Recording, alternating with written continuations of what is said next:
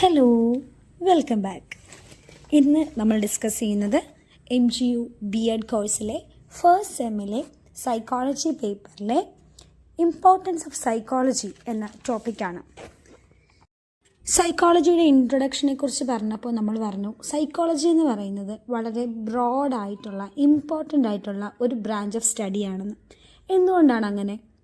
Because it helps us to understand human behaviour. സൈക്കോളജിയുടെ definition തന്നെ അതാണ്, the study of human behaviour or non human behaviour.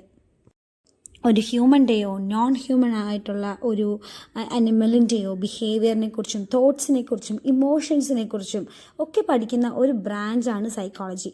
അതുകൊണ്ട് തന്നെ day to day ലൈഫിൽ സൈക്കോളജിയുടെ importance എന്ന് പറയുന്നത് വളരെ വലുതാണ്. ഒരു വ്യക്തിയുടെ പേഴ്സണൽ പ്രൊഫഷണൽ ലൈഫിനെ നാവിഗേറ്റ് ചെയ്യാനായിട്ട് സൈക്കോളജി പ്ലേ ചെയ്യുന്ന റോൾ എന്ന് പറയുന്നത് വളരെ ക്രൂഷ്യലാണ്. സൊസൈറ്റിയുമായിട്ടും അവിടെയുള്ള മറ്റ് വ്യക്തികളുമായിട്ടും നമുക്ക് മെയിൻറ്റെയിൻ ചെയ്യാൻ പറ്റുന്ന ഒരു റിലേഷൻഷിപ്പിനെ എൻഹാൻസ് ചെയ്യാനും ഒരു ഓവറോൾ വെൽബീയിങ്ങിനെ ഹെൽപ്പ് ചെയ്യാനുമൊക്കെ സാധിക്കുന്ന ഒരു ഘടകം കൂടിയാണ് സൈക്കോളജി. ഇനി നമുക്ക് എന്തൊക്കെയാണ് സൈക്കോളജിയുടെ ഇമ്പോർട്ടൻസ് എന്ന് പറയുന്നത് നോക്കാം, അല്ലെങ്കിൽ എവിടെയൊക്കെയാണ് സൈക്കോളജി ഡേ ടു ഡേ ലൈഫിൽ ആപ്ലിക്കബിൾ ആകുന്നതെന്ന് നോക്കാം. ആദ്യം തന്നെ നമുക്ക് പറയാൻ പറ്റുന്നത് സൈക്കോളജി എന്ന് പറയുന്ന ഒരു ബ്രാഞ്ച് ഓഫ് സ്റ്റഡി നമുക്ക് ഒരുപാട് ടൂൾസ് ആൻഡ് അപ്രോച്ചസ് സജസ്റ്റ് ചെയ്യുന്നുണ്ട്. എന്തിനു വേണ്ടിയിട്ട്? ഒരു വ്യക്തിയുടെ ബിഹേവിയറൽ പ്രോബ്ലംസിനെ മനസ്സിലാക്കാനും ആ പ്രോബ്ലംസിൽ നിന്ന് അവരെ ക്യൂർ ചെയ്യാനായിട്ട് ഹെൽപ്പ് ചെയ്യുവാനും. അങ്ങനെ സൈക്കോളജിയുടെ ഹെൽപ്പോടു കൂടി പല സ്ട്രാറ്റജീസ് യൂസ് ചെയ്തുകൊണ്ട് തന്നെ നമുക്ക് ഒരു ബിഹേവിയർ മോഡിഫിക്കേഷൻ നടത്താനായിട്ട് സാധിക്കും. പല ക്രൂഷ്യലായിട്ടുള്ള പ്രശ്നങ്ങളിൽ നിന്നും ഈ സൈക്കോളജിയുടെ ആപ്ലിക്കേഷനിലോട് കൂടി നമുക്ക് പല വ്യക്തികളെയും മാറ്റിയെടുക്കാനായിട്ട് സാധിക്കുന്നുണ്ട്. അതുപോലെ തന്നെ മറ്റൊരു ഇമ്പോർട്ടൻ്റ് റോൾ എന്നത് മെൻ്റൽ ഡിസീസസിനെ അല്ലെങ്കിൽ ഹെൽത്ത് പ്രോബ്ലംസിനെ ട്രീറ്റ് ചെയ്യാനായിട്ട് സൈക്കോളജി ഹെൽപ്പ് ചെയ്യുന്നു എന്നതാണ്. സൈക്കോളജിയിലെ ഒരുപാട് തിയറീസും തെറാപ്പീസും ഒക്കെ യൂസ് ചെയ്തുകൊണ്ട് നമുക്ക് ആളുകളുടെ മെൻ്റൽ ഇൽനെസ്സിനെ ട്രീറ്റ് ചെയ്യാനായിട്ട് സാധിക്കും. അതിലൂടെ അവർക്കൊരു നല്ല ലൈഫ് പ്രൊവൈഡ് ചെയ്യാനായിട്ട് സൈക്കോളജി നമ്മളെ ഹെൽപ്പ് ചെയ്യും. ഇനി സൈക്കോളജിയുടെ മറ്റൊരു ഇമ്പോർട്ടൻ്റ് റോൾ എന്നത് പുതിയ പുതിയ തിയറീസ് കണ്ടുപിടിക്കാനും ആ തിയറീസിൽ ഈ പറയുന്ന സൈക്കോളജിക്കൽ ഫാക്ടേഴ്സ് ആഡ് ചെയ്തുകൊണ്ട് ഹ്യൂമൻ ബിഹേവിയറിനെ കുറിച്ച്, തോട്ടിനെ കുറിച്ച്, അവരുടെ ഡെവലപ്മെൻറ്റിനെ കുറിച്ചൊക്കെ നമുക്ക് പഠിക്കാൻ സാധിക്കും. അങ്ങനെയുള്ള തിയറീസിൻ്റെ വരവോടുകൂടി പല കാര്യങ്ങളെയും നമുക്ക് ടെസ്റ്റ് ചെയ്യാനും റീഡിഫൈൻ ചെയ്യാനും ഒക്കെ സാധിക്കുന്നുണ്ട്. ഇനി വളരെ ഇമ്പോർട്ടൻ്റ് ആയിട്ടുള്ള റോളാണ് ഇനി നമ്മൾ പറയാൻ പോകുന്നത്. അതായത് ഒരു വ്യക്തിയുടെ പെർഫോമൻസസിനെ എൻഹാൻസ് ചെയ്യാനായിട്ട് സൈക്കോളജി നമ്മളെ സഹായിക്കുന്നുണ്ട്. എങ്ങനെയെന്ന് വെച്ചാൽ ഇപ്പോൾ നമ്മൾ സ്പോർട്സ് ടീമിൻ്റെയൊക്കെ കൂടെ എപ്പോഴും ഒരു സൈക്കോളജിസ്റ്റ് ഉണ്ടാവും. എന്തിന്? അവരുടെ ഇമോഷൻസിനെയും ഫീലിങ്സിനെയും എല്ലാം കൺട്രോൾ ചെയ്യാനും മാനേജ് ചെയ്യാനും അവരെ പഠിപ്പിക്കാൻ. ഈ ഒരു മാനേജ്മെൻറ്റിലൂടെ അവർക്ക് അവരുടെ പെർഫോമൻസസ് ഒട്ടും ഡിസ്കറേജ്ഡ് ആവാതെ എൻഹാൻസ് ചെയ്യാനായിട്ട് പറ്റുന്നുണ്ട്. അവർക്ക് അവരുടെ ഫോക്കസ്, കോൺഫിഡൻസ് ഇതെല്ലാം ഇംപ്രൂവ് ചെയ്യാനായിട്ട് സൈക്കോളജി ഒരുപാട് ഹെൽപ്പ് ചെയ്യുന്നുണ്ട്.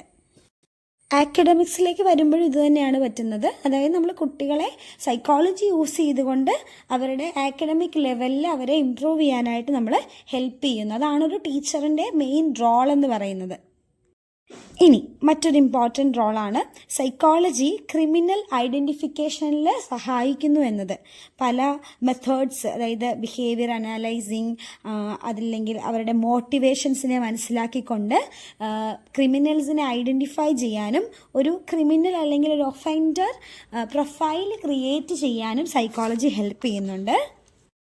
ഇനി മറ്റൊരു ഫാക്റ്റിലേക്ക് വരുമ്പോൾ, അതായത് സൈക്കോളജി എന്ന് പറയുന്നത് ഇപ്പോൾ നമ്മൾ കേട്ടു പോകുന്ന ചലഞ്ചിങ് ആയിട്ടുള്ള പല എക്സിസ്റ്റിംഗ് പാരഡിംസിനെയും ക്വസ്റ്റ്യൻ ചെയ്യാനായിട്ട് നമ്മളെ ഹെൽപ്പ് ചെയ്യും. അതായത് ഇപ്പോൾ പാരാസൈക്കോളജി എന്താണ്? പാരാസൈക്കോളജി സ്റ്റഡി ഓഫ് സൈക്കിക് ഫിനോമിനാസ് ആണ് പാരാസൈക്കോളജി. ഇപ്പം ലൈഫ് ആഫ്റ്റർ ഡെത്ത്, ഓജോ ബോർഡ്, ആ കൺസെപ്റ്റിനെയൊക്കെ ഒരു ഫൗണ്ടേഷൻ കൊടുക്കുന്നത് ഈ പാരാസൈക്കോളജി എന്നുള്ള ബ്രാഞ്ചാണ്.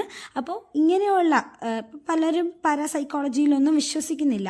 അപ്പോൾ ഇതിൻ്റെ ഒരു നേച്ചർ ഓഫ് റിയാലിറ്റി, അത് സത്യമാണോ അല്ലയോ എന്നൊക്കെ നമ്മളെ ക്വസ്റ്റ്യൻ ചെയ്യാനായിട്ട് ഹെൽപ്പ് ചെയ്യുന്ന ഒരു ഫാക്ടറാണ് സൈക്കോളജി എന്നത്. ഇനി നമ്മുടെ ഡേ ടു ഡേ ലൈഫിൽ സൈക്കോളജിക്ക് ഏറ്റവും വലിയ ഒരു റോള് വരുന്ന എപ്പോഴാണ്? അത് നമുക്ക് നമ്മളെ തന്നെ മനസ്സിലാക്കാനായിട്ട് സൈക്കോളജി ഹെൽപ്പ് ചെയ്യുന്നു എന്ന കാര്യത്തിലാണ്. അതായത് ഒരു വ്യക്തിക്ക് അവൻ്റെ പോരായ്മകൾ എന്തൊക്കെയാണ്, എന്തിലാണ് അവർക്ക് കൂടുതൽ പെർഫോമൻസസ് കാഴ്ചവെക്കാൻ പറ്റുന്നത്, ഏത് രീതിയിൽ അവരുടെ ഒരു മോശമായ ബിഹേവിയറിനെ മാറ്റിയെടുക്കാം, ഇങ്ങനെയുള്ള കാര്യങ്ങളിലൊക്കെ അവരെ സ്വയം ഹെൽപ്പ് ചെയ്യുന്ന ഒരു കാര്യമാണ് സൈക്കോളജി. അതായത് ഇൻട്രോസെപ്ഷൻ പ്രൊമോട്ട് ചെയ്യുന്നതിൽ മുന്നിൽ നിൽക്കുന്ന ഒരു കാര്യമാണ് സൈക്കോളജി എന്നത്. നമ്മുടെ സ്വന്തം ബിഹേവിയറിനെ കുറിച്ചും ഇമോഷനെ കുറിച്ചും മോട്ടിവേഷനെ കുറിച്ചും ഒക്കെ നമുക്കൊരു ധാരണ ഉണ്ടാക്കി തരാനായിട്ട് സൈക്കോളജിക്ക് സാധിക്കുന്നുണ്ട്. അതുപോലെ നമ്മുടെ സ്ട്രെസ്സ്, സ്ട്രെയിൻ ഇതൊക്കെ കുറയ്ക്കാനും നമുക്കൊരു ഹെൽത്തിയർ ആയിട്ടുള്ള ഡിസിഷൻ എടുക്കുവാനും മറ്റുള്ളവരുമായിട്ടൊരു ഹെൽത്തി റിലേഷൻഷിപ്പ് മെയിൻറ്റെയിൻ ചെയ്യാനും ഒക്കെ സൈക്കോളജി ഒരു വ്യക്തിയെ സഹായിക്കുന്നുണ്ട്.